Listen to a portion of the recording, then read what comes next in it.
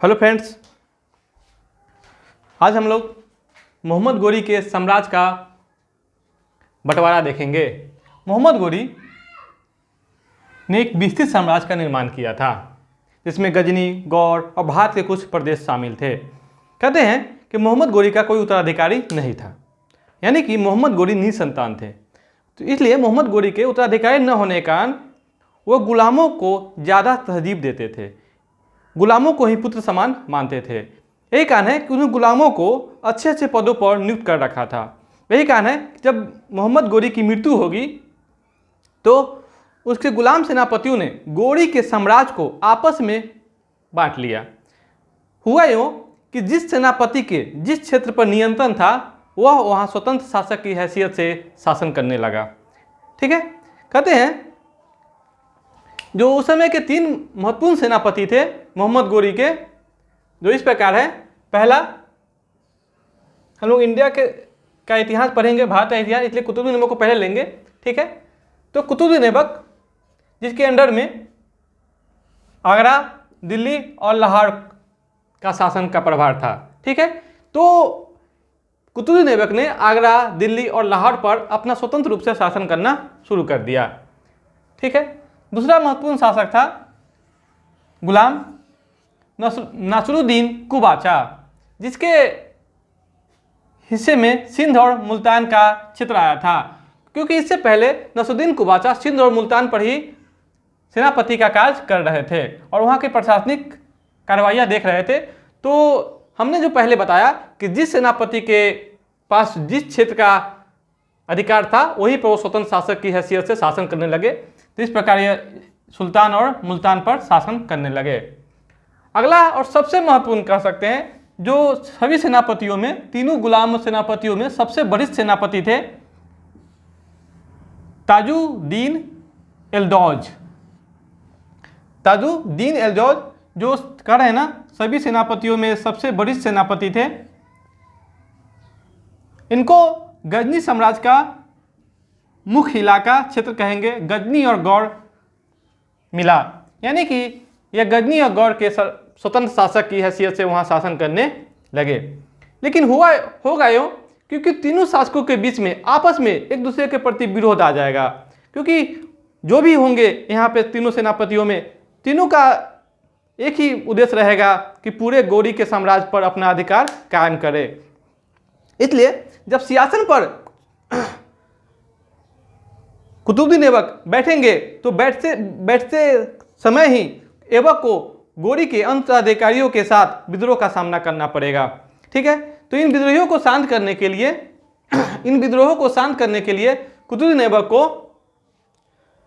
ऐबक ने वैवाहिक संबंधों का सहारा लिया। वैवाहिक संबंधों का सहारा लिया, जो भारतीय इतिहास की कह सकते हैं राजनीति में यह मुख्य हथियार का काम करता था। वैवाहिक संबंध अपने राजनीतिक सत्ता को बचाने के लिए, अपनी सुरक्षा के लिए हमारे यहाँ राजा वैवाहिक संबंधों का सहारा लेते थे। ठीक है, तो ये जो वैवाहिक संबंध थे, तो कुतुबुद्दीन ऐबक ने अपनी सत्ता को बनाए रखने के लिए, अपनी स्वतंत्रता को बनाए रखने के लिए इसने वैवाहिक संबंधों का सहारा लिया। और देखेंगे बाकी के जो 2 गुलाम सेनापति हैं, तो कुतुबुद्दीन ऐबक ने, देख रहे हैं यहाँ पर, कुतुबुद्दीन ऐबक ने कुबाचा, नासरुद्दीन कुबाचा से अपनी बहन की शादी कर देगा, अपनी बहन की शादी कर देगा। यानी कि देख रहे हैं अब रिश्ता बन गया, कुतुबुद्दीन ऐबक का बहनों ही हो गया नासरुद्दीन कुबाचा। ठीक है, एक रिश्ता बन गया, रिश्ता का बॉन्ड बन गया। तो वैवाहिक संबंधों से क्या हो गया, दोनों के बीच में कुछ दिन के लिए आपसी मेलभाव हो गया। अब जो ताजुद्दीन एल्दौज जो पूरे गजनी साम्राज्य यानी मोहम्मद गोरी के पूरे साम्राज्य पर अपना अधिकार का दावा कर रहे थे, क्योंकि ये सबसे बड़े सेनापति थे और मोहम्मद गोरी का जो मुख्य केंद्र था गजनी का, गोरी साम्राज्य का राजधानी गजनी, तो वहाँ के शासक होने के कारण ये पूरे साम्राज्य पर अपना अधिकार कायम करना चाहते थे। तो कुतुबुद्दीन ऐबक ने अपनी स्वतंत्रता कायम करने के लिए एलदौस से वैवाहिक संबंध का सहारा लिया, एलदौस से भी। तो एलदौस की पुत्री से ऐबक ने खुद शादी कर ली।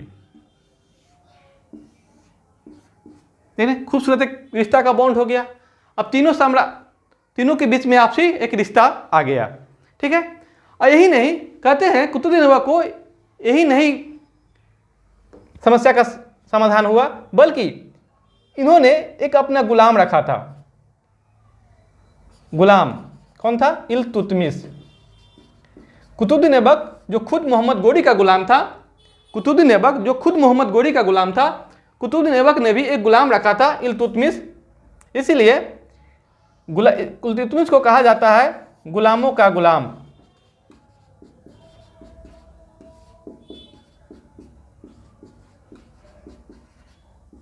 इल्तुतमिश को कहा जाता है गुलामों का गुलाम।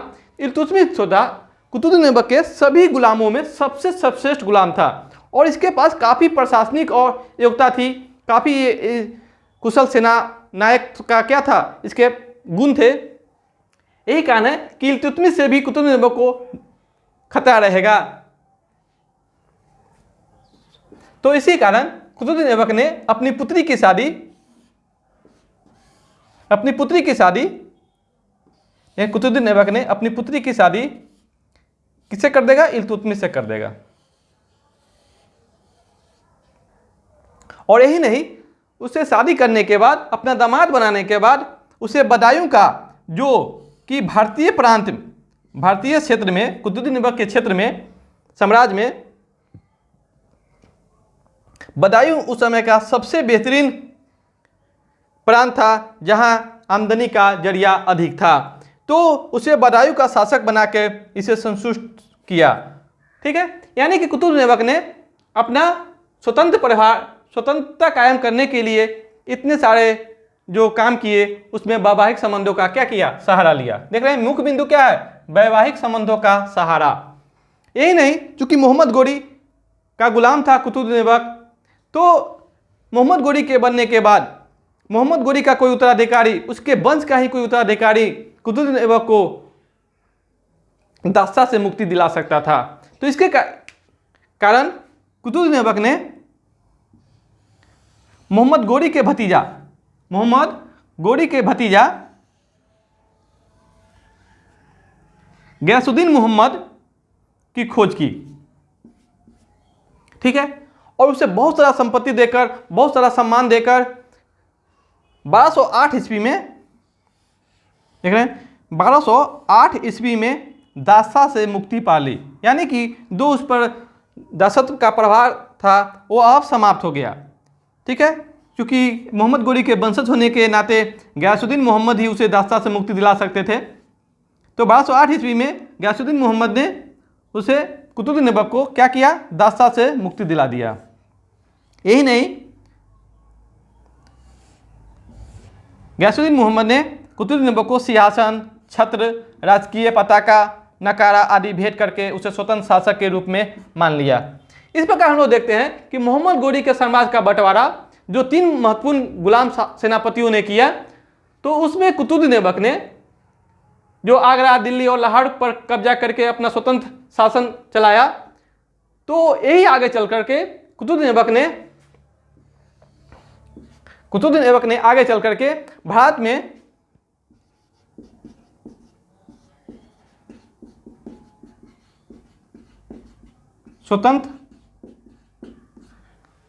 स्वतंत्र तुर्की राजवंश की स्थापना करेगा।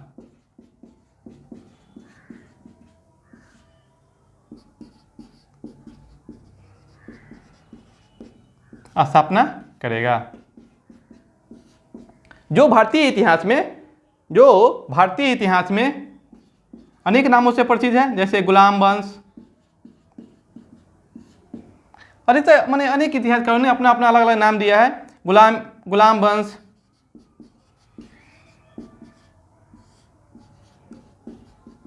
मामलुक वंश, इलवरी वंश, ठीक है। गुलाम वंश, मामलुक वंश, इलवरी वंश और दास वंश।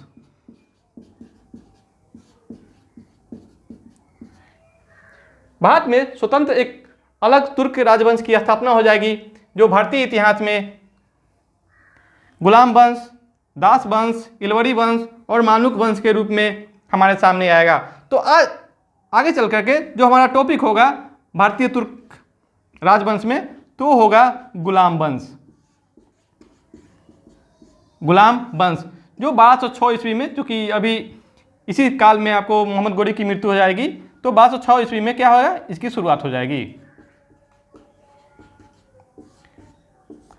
तो आगे चल के जब हम लोग अध्ययन करेंगे तो हमारा टॉपिक होगा गुलाम वंश, ठीक है, जिसके संस्थापक होंगे कुतुद्दीन ऐबक।